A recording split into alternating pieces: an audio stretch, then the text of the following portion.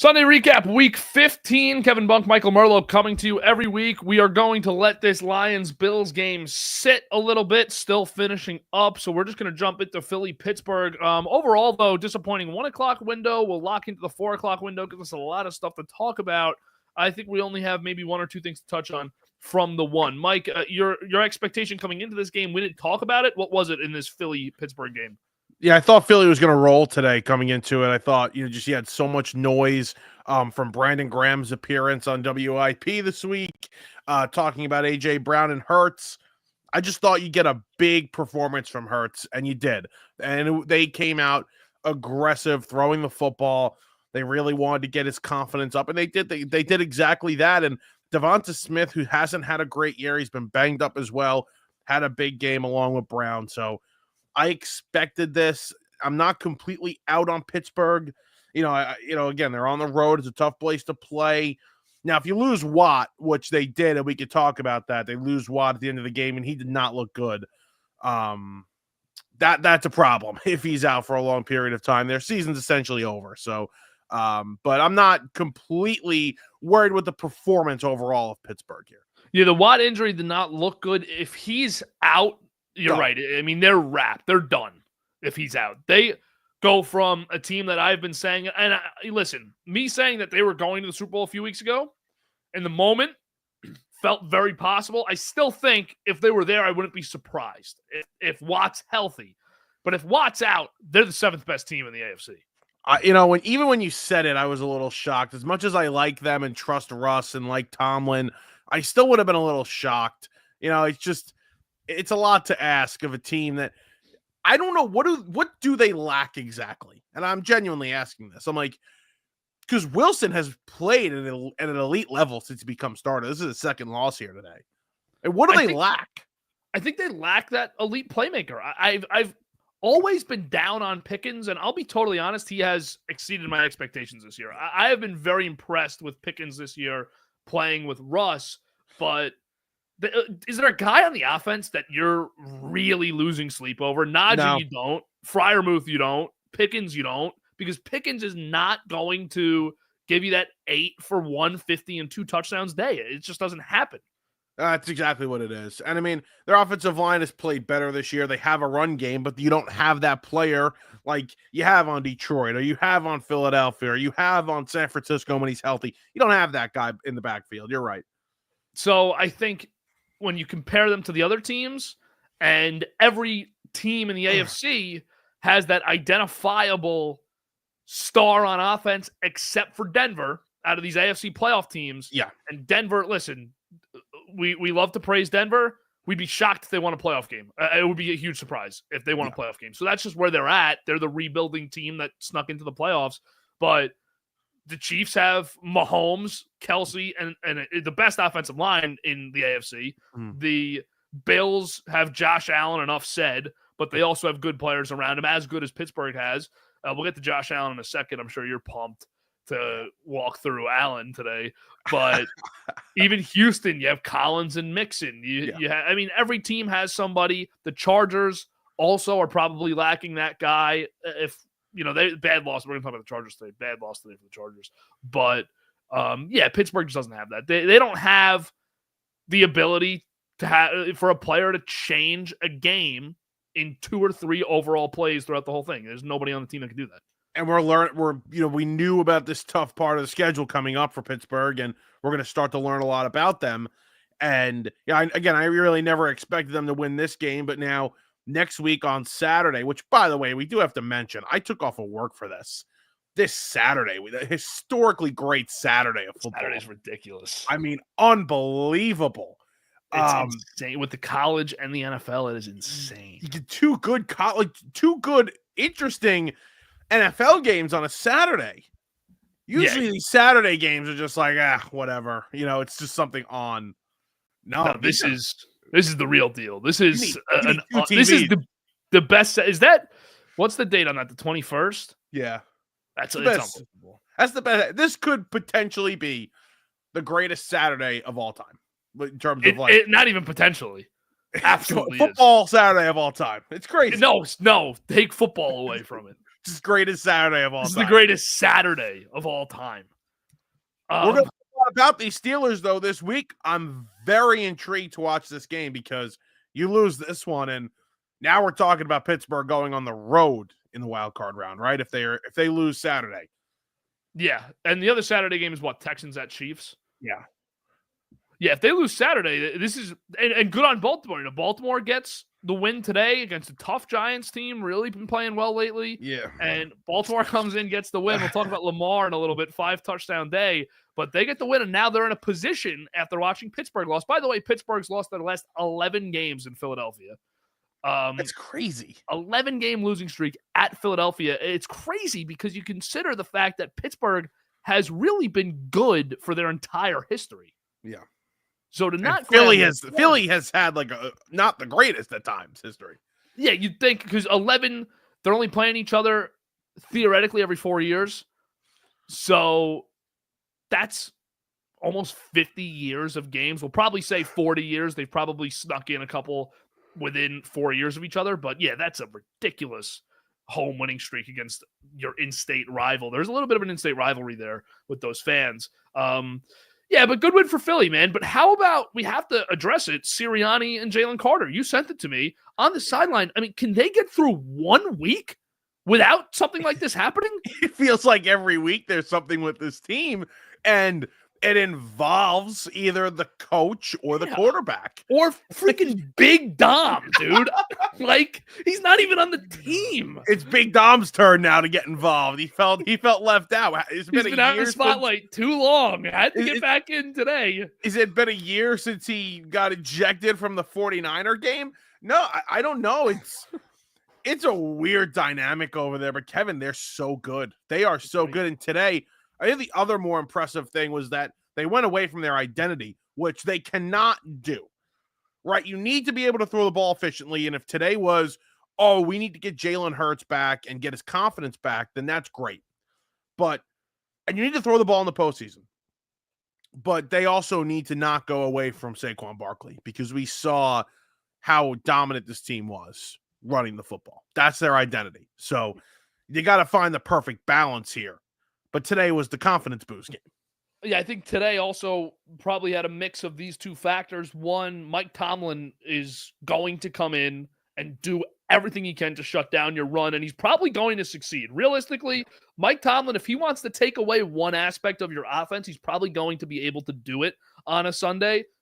But also, you mentioned it last week, the A.J. Brown thing, Brandon Graham on WIP, that whole perfect storm of Pittsburgh's going to try and take away our run, so we're going to have to throw this week to win. And listen, people are saying we can't throw. We've got a little bit of a chemistry thing going on in our passing game. We're going to chuck it today, and we're going to show people that we can throw. We're going to get the ball to A.J. Brown, who, by the way, is such a monster. When you get the ball in his hands, he is a pretty close second to Saquon as a playmaker. I mean, he is great, A.J. Brown. He's so tough to bring down, but good game for Philly. Overall, good game for Philly. I don't know if you have anything else you want to touch on with this. No, we'll do it when we compare the Lions to them. Is that game over yet? Lions. They're down 6. They can't get the ball back. No, it's over. It's 12 seconds left on the clock. Buffalo's got the ball down up 6, so done. But yeah, so the Bills are going to win 48-42. I said it 2 weeks ago. Was it against Green Bay, the Thursday night game? I actually didn't say it on here. I said it on an episode of The Bunker. How do you trust Campbell to not make a wildly irrational, impulsive decision in a playoff game? What is going for the onside with 12 minutes left, down by 10? What is that? You know, we were very vocal about him last season. I mean, you and I, at the end of the year, especially when he essentially lost them an NFC Championship game. I mean, we were very outspoken to the point where we were like, they got to consider Johnson here. But he's praised. He's loved by the media. I mean, it's unbelievable. It's unbelievable. So I agree with you. He's going to lose them a game, but at the end of the day, like, is the culture he builds is great. I don't know. I don't know what's going to happen here, but he screws them here today. And I mean, we could nitpick, right? We could always nitpick, but if you take it as it is, Detroit 12-1. Game just went final. 12-2 now. They lose 48-42 to a Bills team who might be the best team in football. They're in that mix of 4 or 5 teams. Bills team with the best player in the league coming off of a loss, and you drop 42 points. Goff, 494, 5 touchdowns. St. Brown, 193, a touchdown, 14 grabs. Like, it's a pretty quality loss at the end of the day. It is. They got behind early. They couldn't do anything on offense early. And, that 2-touchdown cushion the Bills defense gave them was huge. But then you're not going to keep that Detroit team down. You're just not going to do it. Josh Allen's the best player in the world. I mean, he's just, he's unbelievable. He's truly unbelievable. And he makes plays, and you sit there and you're just like, how is that possible? How is that possible? So, yeah. Listen, I'll tell you this. It's closer than the game was. I thought Detroit got smacked in the face today, big time. Big smack in the face today. And they needed that. They may have needed that. I'll tell you that much. They played some catch-up at the end there. So there is definitely what you're saying. There's a truth to it that they were down. And listen, I'll be honest. I made the thumbnail today with Josh Allen on it before the fourth quarter started. Like, they just were in control of that game, Buffalo, right out of the gate. Go up 14-0. Yep. And the defense was so impressive. How about every time Detroit goes down the field and scores, Buffalo, it seems to take them 2 or 3 plays to do the same. Yeah. They responded every single time. And listen, same situation that I just said about the Lions. Their loss last week against the Rams was a really quality loss, Buffalo. And when you have good teams losing games that way, it's not that discouraging for me unless your defense is giving up 30-plus a week and you're losing games 48-45 at this point in the year. Then it's a worry. But when you're playing great offenses and you're getting into these 80-point shootouts and you're going blow for blow over and over again, and Buffalo really wasn't phased last week with any of that game with LA. They're offensively. Their defense was where they struggled, but they just kept coming back at them. Unfortunately for Buffalo, I think that they're done on the 1 seed. I think the 1 seed race is wrapped with Kansas City's win today, and they needed that, I thought, because Kansas City, Arrowhead has just been a house of horrors for them in the postseason, for everybody. Mahomes never lost there in the postseason, aside from the Burrow game. But, what are you going to do about it? You're having a great year. This was an awesome win for Buffalo, and I think, I'm sure you agree, it felt like they were going to win this game coming into it. I thought so. I thought after last week's performance defensively that there was no way McDermott was going to allow them to have another one. And again, the score and the box score will tell you differently. Kevin, they made some stops when they had to in this game. And they were kept away for a very long time, Detroit. So, yeah, I thought defensively Buffalo did some good things. Rousseau, who was non-existent in the LA game, had a couple big plays here. So, this is a really, really great win for Detroit, for Buffalo, excuse me. And, they have to have the confidence right now that they're the best team in the league. They have to, even though they're not going to have the 1 seed. You know what? I don't agree with you. I think they could go to Arrowhead and win a game. I do. But maybe that's just the blind faith I have in Allen, It's never been his fault. Let me flip it. I don't think they can't go win at Arrowhead. So I'll correct that. I just think they're so unstoppable at home. They're so tough to beat at home that I would really, if I was a Bills fan, I'd be a little disappointed that they might win 14 games and not have home field advantage. It's just, you can be all disappointed all you want. Kansas City's going to win 15 or 16, and they've they've skated through a couple of games here. They probably don't deserve to win. They didn't play good today either. They go up 21-0, and they never keep the foot on the gas. It's like you're just missing something every week from them offensively. And then Mahomes gets hurt, and I know he's going to play. You can tell he's going to be fine to play, but is he at his maximum performance? And Mike, I wanted to bring this up this week. I know we're talking Bills-Lions, but let's just go to the Chiefs quick. It's just odd that Mahomes in the offense are having such a down year. Like, this is not typical of Hall of Fame quarterbacks. It just in recent memory, like, you never remember Brady, Manning, Rodgers until the absolute twilight of their career.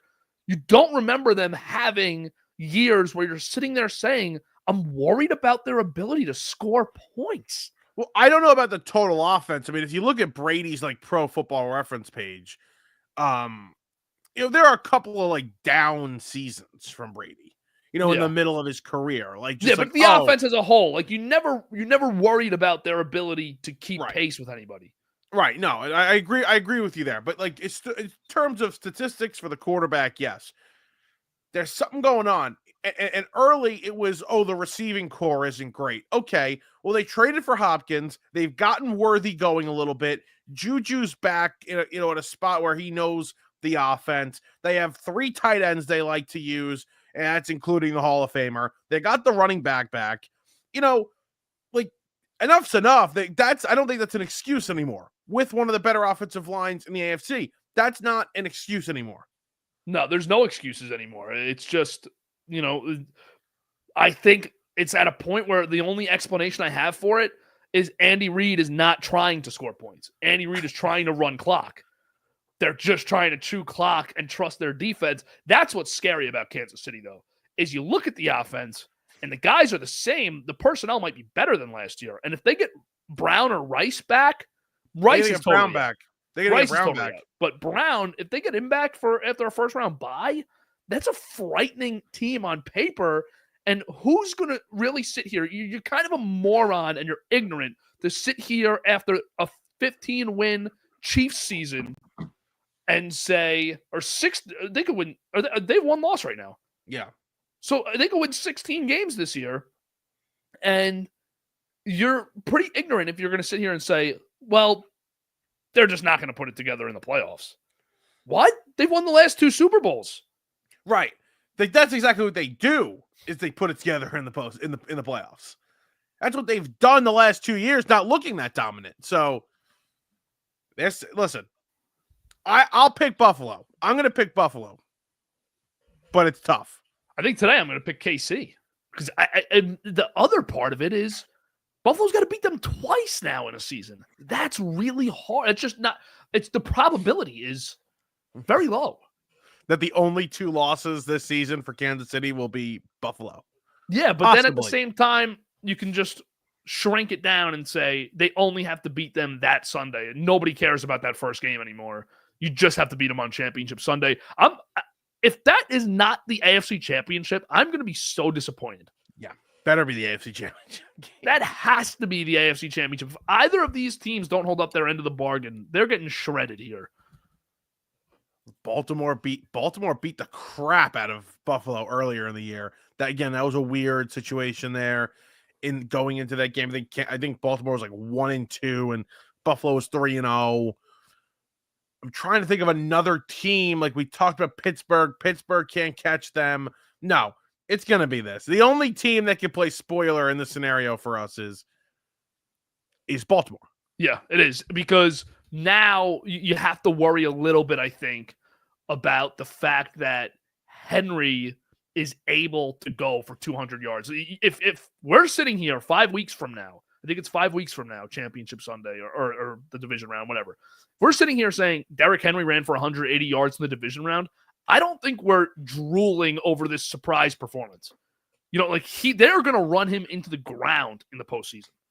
Well, they haven't the last 2 weeks he's played now. He hasn't been that great. He wasn't good against Philly. They're going to save him up for the postseason. And you think that's what they're doing right now? I think they're going to run him 30 times a game in the playoffs, because you got a 31-year-old running back on a 1-year deal. They don't have to bring him back at all. Yeah. They can sail off, no strings attached, to a guy it's like you drive a car. This is a coward analogy. You got an old car, but it's still doing you good service. So you take it on that final road trip, but once you get across the country, you're flying back. So you could just destroy the thing. That is a great coward reference. That's coward. Right there. That's prime coward. That is a great reference. Wow. You're dumping the car at the end of the trip. So you just run it into the ground. That's great. That's the Giants with Saquon the last couple of years. Yeah. All right. Well. Yeah, no, a little bit. Shane knew he was never bringing him back, and but the Giants. You want to talk about that Tim Boyle laser show today? He looks good. He looked great.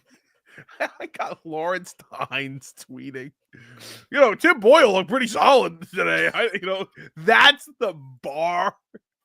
Like, that's how bad it's gotten. Where Tim, the guy that's kicked us into the Super Bowl twice, is tweeting, "Hey, the fourth string quarterback didn't look too bad. He should get a look next week." Oh my God. Their last 3 games at Atlanta, home against Indianapolis, at Philadelphia. Do they win one? No. But now you might have. Philly's not going to be able to rest for the 1 seed. No. So Philly's They're going to have to play that game for the 1 seed. That's a loss. Atlanta next week feels like a potential upset spot. No. I don't think they're beating the Colts because it's at MetLife. Giants don't win at MetLife. Right. The Colts will beat them. Giants don't win anywhere, but definitely not at MetLife. Oh, my God.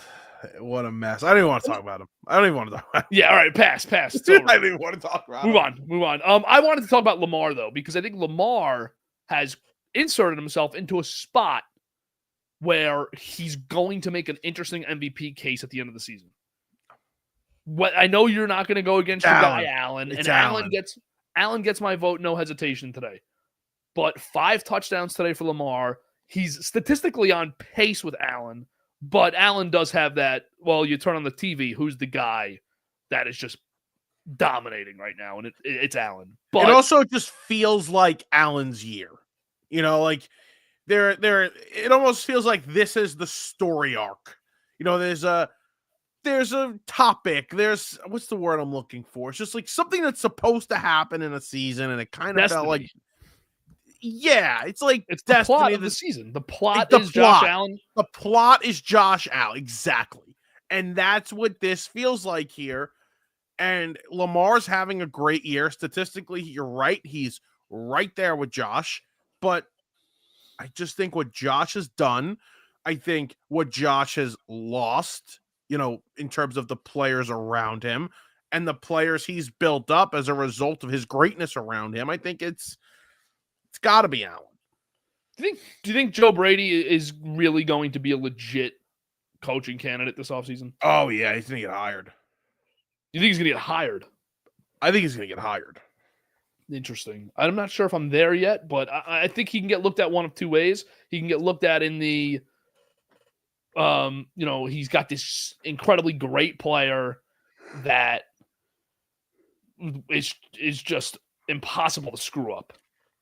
So I'm not totally comfortable to give him this job yet, but I also think he's going to get looked at as like this guy's just doing so much with his quarterback. And you think about that Dorsey season or Dorsey, 9 weeks last year that they had, right. Or maybe they had a year and a half with Dorsey, but you look at how bad they looked and how stagnant they looked offensively. Brady has just revitalized Allen, who didn't ever look bad, but just had that offense took a dip last year. There's no doubt about it. No, they weren't the same. And then when he took over, and it was kind of like, all right, we're going to use James Cook here. It looked a lot different. So, yeah, I think he deserves a lot of credit because it didn't look good for a while. Comment for you here. Yeah, it's my friend Brendan, who's at the Eagle game tonight. He works for the Eagles. What does Brendan do with the Eagles? We'd have to ask him. But listen, it's not Jalen. It's not Jalen. Who's the MVP in that game? It's not Jalen. It's not Jalen. It's the guy that's going to break the rushing record against the Giants in Week 18. Today hurt his chances at that too. I think it's done after today. I think they're done. He would need to probably next week have like a. I think it's done after today. Next week he'd probably have to have like a 160, 170 yard game.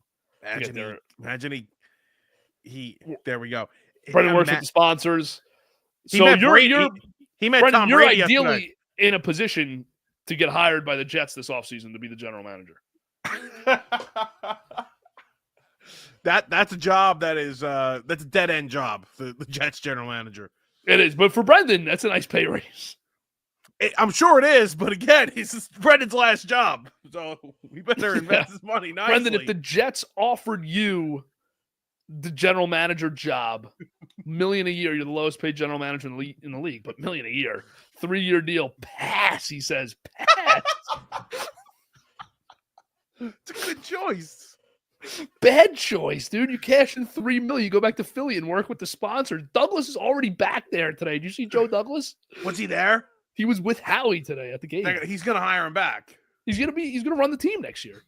He's not gonna run the team next year. Speaking of guys that aren't gonna be back next year, as Brendan wouldn't be. Brendan's gonna take it now. He just decided he's gonna take the job. So all right, Brendan, quick flip. We realized he could just cash the $3 million in, go back to working with the sponsors. He said he's got to bring Danny Dukes back to MetLife.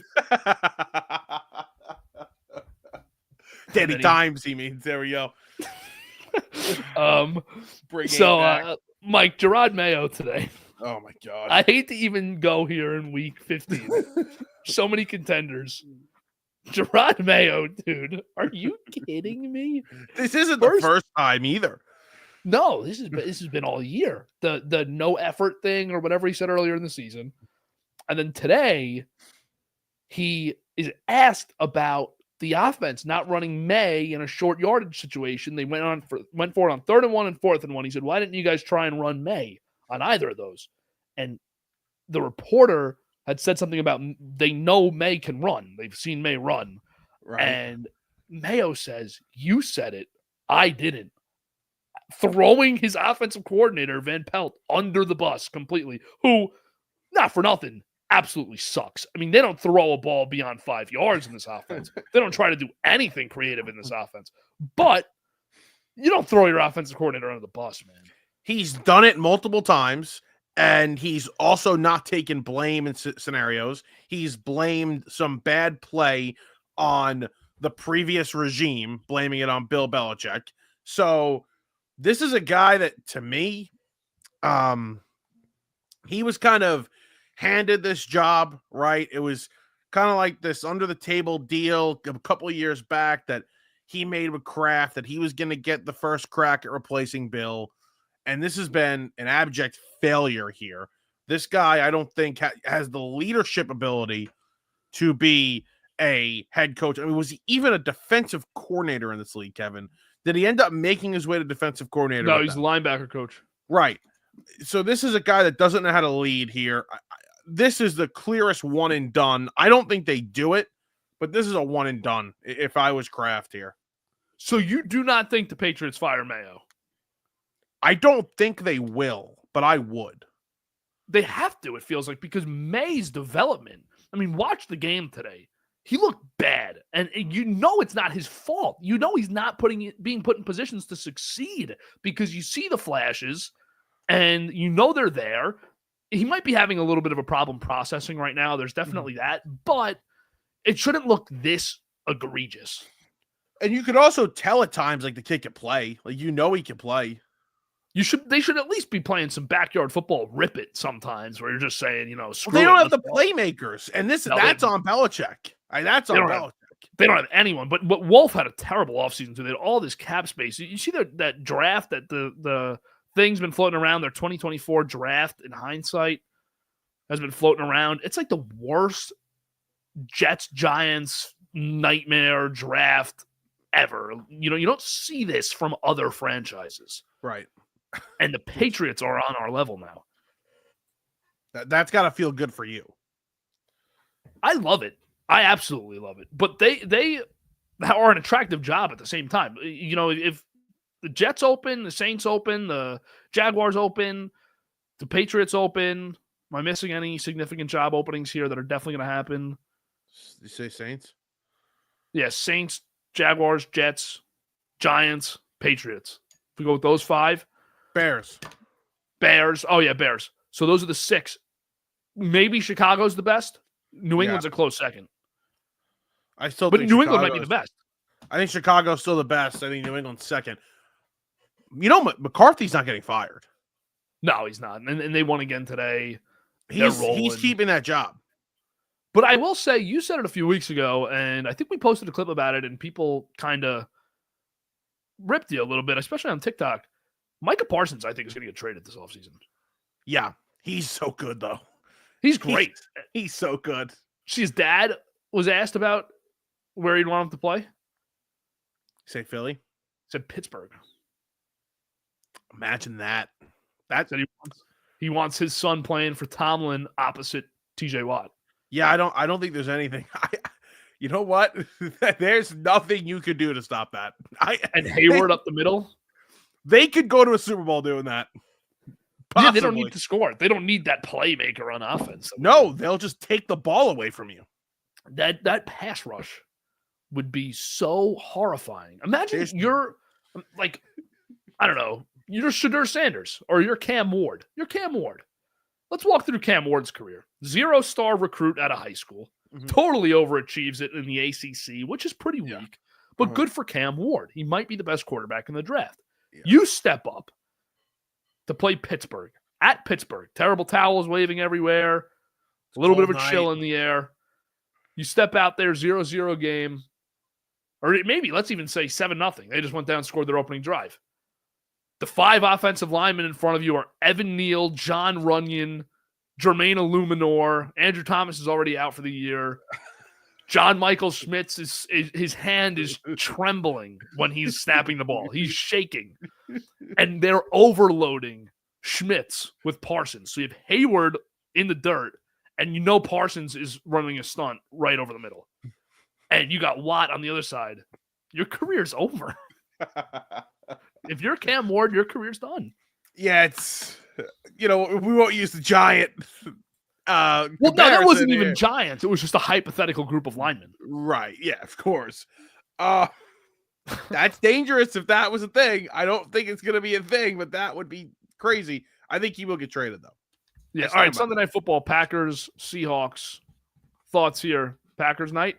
Yeah, I think the Packers are going to roll tonight. I'm not a fan here of this the Seahawks team. And I think I'm not either. I do like them at home all the time. I always give them an edge at home, as they should get, but I'm going to go Packers tonight. They get rolled tonight. Now, let me ask you this question. Yeah, ask it. Better. I was having this discussion with a Packers fan, good Packers fan this week. Okay. And we were saying, it was after the Thursday night game. Would you rather, which environment, when you consider the way the team performs, would you rather go to Seattle the second week of January or go to Los Angeles to play the Rams the second week of January? If you could pick one, you're going to Seattle, right? You're going to Seattle, I think, just because the team is weaker.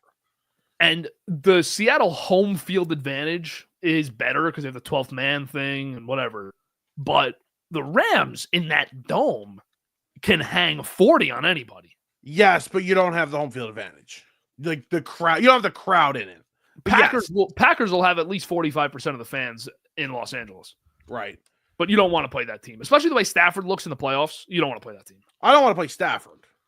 I don't want to play Stafford, and I don't want McVay on the other sideline. So we're going to Seattle. We're going to Seattle. Unanimous decision. We're going to Seattle. So Seattle wins this game tonight, wins a home playoff game in round one. By a lot. Tomorrow night we have 2 games, right? Yeah, I like one of those games. I think Minnesota rolls the Bears tomorrow night. So you like Falcons Raiders? No, I like that game. I'm saying I like to gamble. I would gamble on that game. Oh, for gambling purposes. I thought you meant it's going to be a good game. Yeah, the matchups stink. I mean, I'll lock into Bears Vikings. I'll lock into Bears Vikings. Falcons Raiders, if they lose this week, it's a short week, so you can't go Penix, but I will not turn that game on for a second. You should, because if the Raiders win, you have the first pick in the draft and you control your own destiny. I'll see it on Twitter. I'm boycotting. The fact that they think they could give you that football game and people are going to watch it is so cocky. That's a bad one, Mike. That's a bad one. Antonio Pierce get fired? No, right? I think we both agree. Shador is going to save him. Shador and Dion save him. All right, anything else today? Nothing else. Looking forward to. All right, Jets are back, too. Don't forget, Jets are back. Yeah. Vintage Devontae, vintage Rodgers. Run it back 2025? Yeah, looks like it. Got to. Go. Have to. Let's go. All right. No hardline this week. What happened there? No, hardline this week just pushed back. It's going to be Thursday. we're going to record Wednesday night, out Thursday. I got, graduating this week, so I got to move some things around, and Monday got complicated. So Congrats, we're going to go Wednesday night, out Thursday. Thank you. Appreciate it. All right. So Hardline Thursday, Coast to Coast Thursday, Sunday recap next Sunday. Always a sporadic Burrows possible in the air. Definitely, with the way that the Yanks are going here. The Yanks are going to trade for Bellinger this week. Come on. Last week at this time, we were like on the edge of our seat because Soto was about to sign. And then, he did something. He signed. God. 1 week from in 2 hours from now. Oh, God. What a great best night of your life. One of them. Oh, it's number one. All right. God. We'll wrap up here. Thanks for watching. I'll have a bunker tomorrow morning. Just recap some of the stuff that we didn't do this week, talk about the Sunday night game, and no Hardline Tuesday once again. Be back Coast to Coast Thursday, Hardline Thursday, regular schedule after that. Thanks for watching. We'll see you then.